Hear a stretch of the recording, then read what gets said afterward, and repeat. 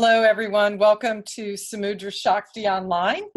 My name is Lisa Long, and I am a certified Anusara teacher in Jacksonville, Florida, in the United States. So a little bit of background on Samudra Shakti Online. It grew out of a live event in Estes Park, Colorado in the fall of 2019 when the USA licensed Anusara teachers gathered. And it was a spectacular event full of Shakti, and we wanted to keep it alive and going, and that's how Samudra Shakti Online was born. And tonight, we have Jana Castellano presenting, and she is a certified Anusara yoga teacher. She is from New York City, and she completed her immersion and teacher training at the World Yoga Center, which is Anusara's yoga school in New York City. And she has been teaching there since 2008. After a few years of teaching, Jana discovered that she loved being with older people as well as those with mental or physical challenges. She teaches chair yoga in many New York City locations to diverse groups, from older active adults to physically challenged adults, as well as adults with early stage dementia. Known for her gentle, loving manner and easy sense of humor, Jana is eager to share her delight and experience teaching older adults and demonstrate how she has come to utilize Anusara's universal principles of alignment in a chair to help open, strengthen, and align the body while seated. Hi, everybody. I'm Jana. I was excited to share my experience. There may be some of you out there that teach chair yoga already, and you may have, vast experience, even more than me. But I wanted to share from my point of view what I see and what I feel a teacher can bring to this special population.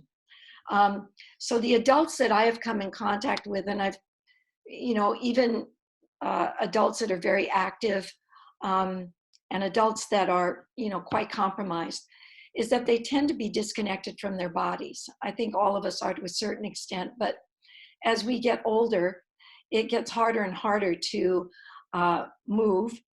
And a lot of these students have had a lot of experience with PT for whatever injury or problems they've had in their body. So I've never had PT myself, but I gleaned from their experience that it's usually focused on one part of the body that the PT is trying to help with. So they're used to moving different parts.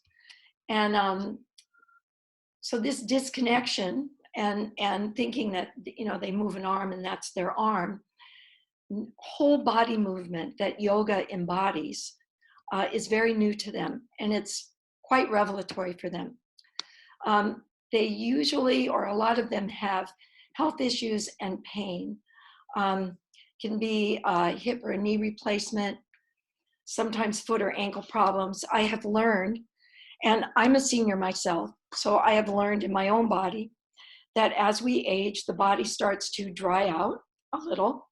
So there's a lot of creaking and cracking, but also that, especially on the feet, we lose a layer of fat on the bottom of our feet. So it's harder to stand. And there's a lot of collapse of the skeleton due to all the years we've been walking on this planet.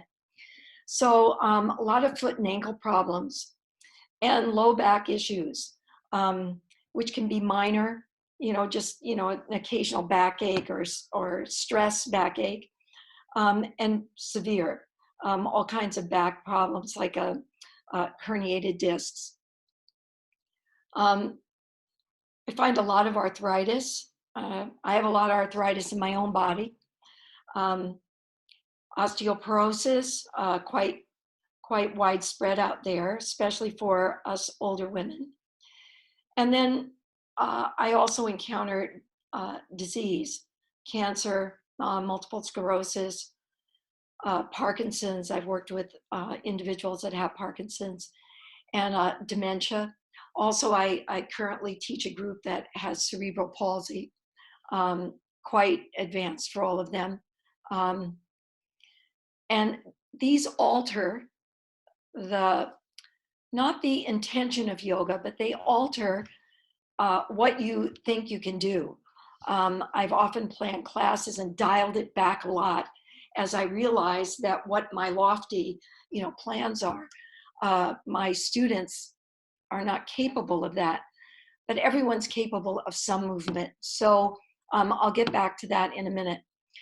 A big thing I've noticed about seniors is that they're often lonely or isolated, especially it seems like women are widowed and quite capable of, taking care of themselves and being on their own, but they're lonely and they feel isolated. So when they come together for a yoga class, it's not only that they're going to be doing yoga, but they're also going to be making friends. They're going to be communicating.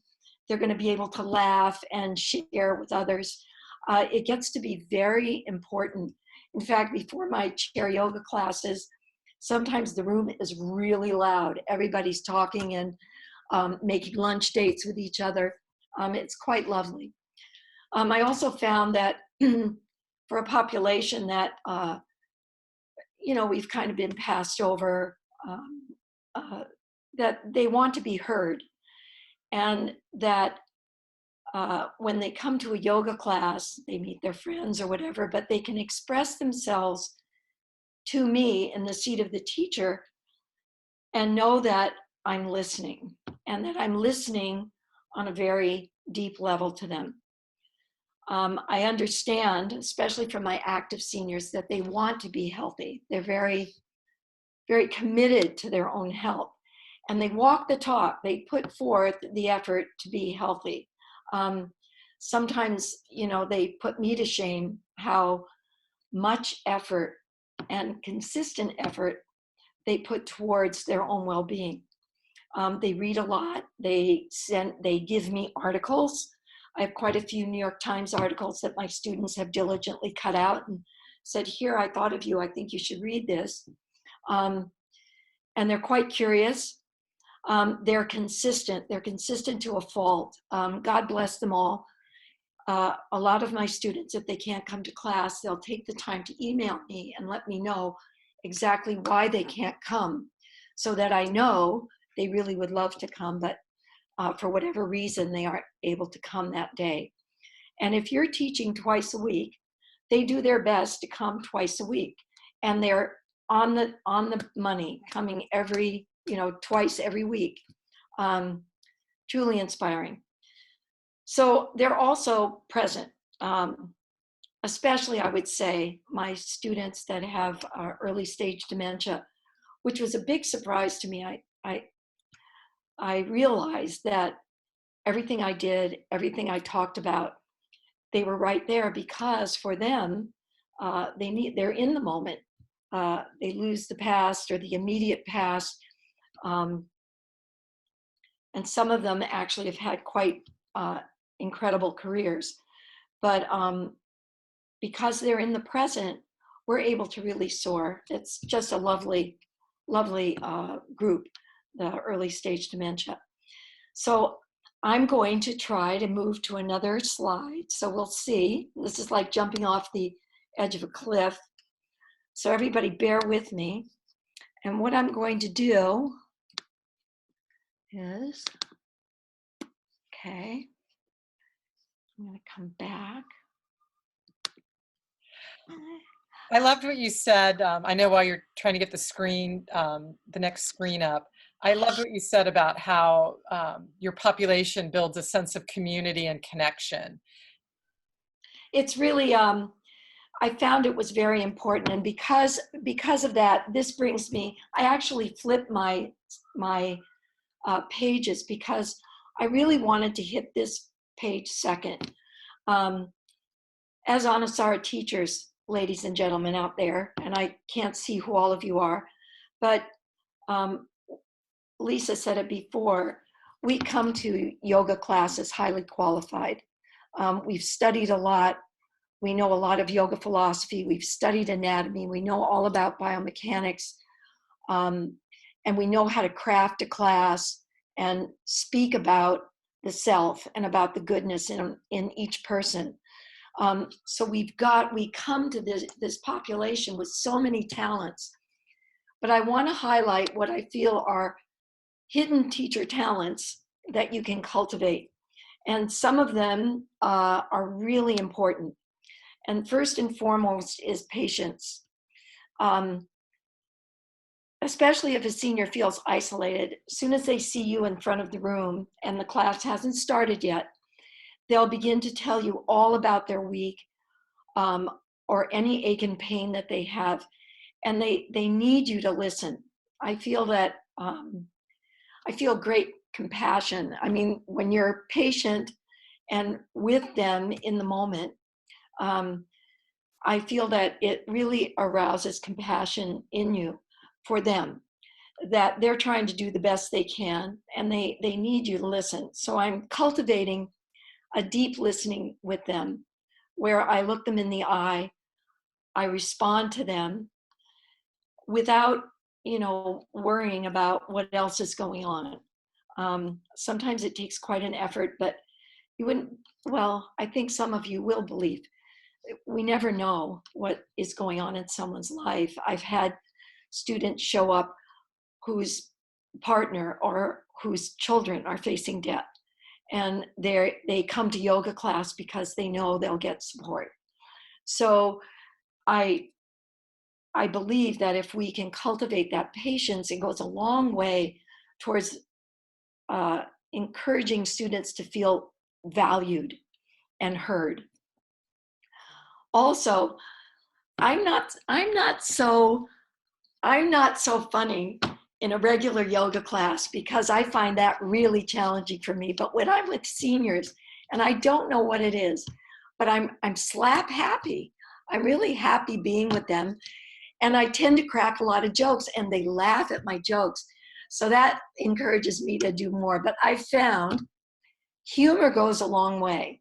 Humor lightens the room when people are really focusing on something, or you're trying to make a point, or I'm reaching for something in class that is not clear to everybody. Especially if I can be humorous about myself. They're all really generous and loving towards me. So if we can laugh together, that's a big thing. Also positivity. We all know we have difficulties in our own lives, and sometimes you've got a class in front of you and you don't feel like, you feel like there's a rain cloud above you or whatever. So I am focused on being as positive and uplifting as I can, because when we all disperse and go out into the world, it's getting harder and harder to be uplifted in your own self.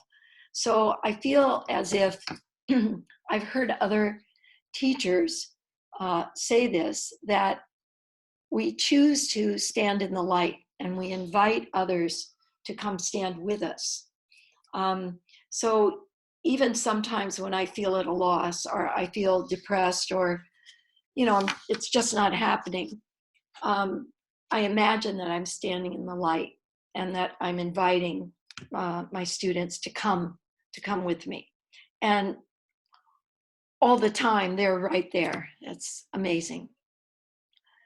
Last month, Julia used this word sadhana, and I think all of you out there are familiar with sadhana as being a spiritual path or a practice. I found through my own teaching experience that if I'm not diligent in my own spiritual path, my teaching goes downhill. It gets very dry, and with seniors, if you're dry and lack a spark, it's really hard for them. It's almost not worth it. So I would encourage you, whatever path you're on, if you do meditation, or you love to study, or you love to chant and sing, or belong to a traditional, religion or group, keep going. Let it be your light, your journey, your life journey. And they'll come right with you. The students will come right along with you. I find also with seniors, we're dealing with a lot of end of life issues and realizing that we're in the third chapter of our life. And it brings about a lot of change, but a lot of introspection. And I can tell you that my experience with seniors is that they're great meditators. They know how to be quiet. There's not a lot of fidgeting going on. First of all, even though they do have cell phones, their cell phones have not been prominent in their lifespan. So we all know how to put them away and really be there in the moment. So yeah, if you enjoy meditation or you're, wanting to do more meditation, certainly with this group, you'll have willing participants. And we tend to go very deep. So all this, getting to the grand finale, is our ability to hold space. You've already done that in a regular yoga class. Driving home your heart theme and heart quality keeps reminding people why we're there, what we're doing. Sometimes I feel with seniors, it's a little harder to hold space because they are so much more in pattern. We've lived for a long time, we have our own groove, and especially for seniors that are new to yoga,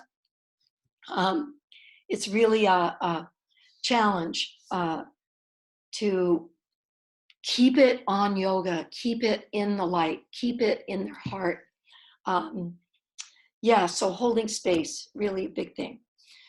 Okay, so I'm going to do one more slide. I know I'm going over. Am I? I'm going to go really fast. You're doing great. I just wanted to let everybody know who's tuned in is another part of the presentation after this next section that Jana's doing. She's also going to lead us in some chair yoga sequencing using the universal principles of alignment. So right. that's coming up next after that. Yeah, so thank you, Lisa. Thanks. Lisa promised she'd keep me on point. So here we go. Okay, so UPA's in a chair. Because I'm an Anusara teacher, I didn't start like that. I started just exploring and, figuring out how this was going to work. And gradually over time, as I got familiar with seniors and how they are, I started experimenting with UPAs. And in my studies at World Yoga Center, doing a lot of work with alignment, a lot of work with moving energy through the body. I started taking that into my chair yoga classes. And boy, does it have a great impact.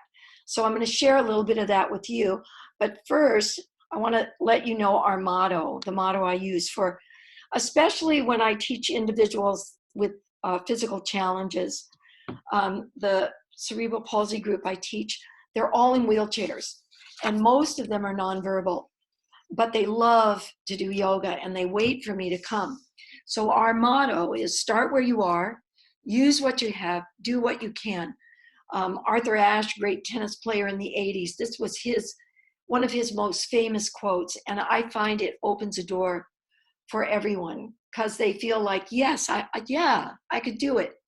So UPAs, even in a wheelchair, great, works. Also, what I have to keep reminding myself, and which I tell my students, is no fixing. I was a dancer in another lifetime and very good at fixing myself from the outside. And we all are that way. We're trying on an outfit and we're, adjusting everything and, seeing how we look in a mirror. So shifting that to expanding from within, using the breath, opening to grace, it changes that tendency to lift from outside, to make yourself do something, rather to tap into your inner body experience. Final thing I'm going to say before we start a class: a lot of people that come to my class might have caregivers. I teach at a assisted living, and there's a whole army of caregivers. I always spend a few moments inviting the caregivers to stay in class, not only for them, because I think, a lot of them really would love to stay for yoga. And I give them attention as much as I can and encourage them, because it's important that they understand what their care partner, that's what the social work world calls them, what their care partner is receiving. And I never charge a caregiver if I'm in control of the money coming into the class, which for a couple of classes I am. So they're entitled to have yoga for free. And I always think it's a boon when we have caregivers around. And in the residence where I teach the individuals that are physically challenged, all the staff comes to class, and we all sit in a huge circle in the dining room and do yoga together. Thank you, everyone, for joining us tonight. See you again at the next Samudra Shakti Online. Good night. So Jana, I hope you're looking at the chat box, because there's so many people that are just glowing with appreciation for this presentation, and what you've said and how much they love it. And so thank you also from my heart. I loved it. Wonderful, wonderful Great. body of knowledge. Great. Thank you. Thanks so much. Beautiful teacher. Thank you. All right. Thank you, everyone. Good night.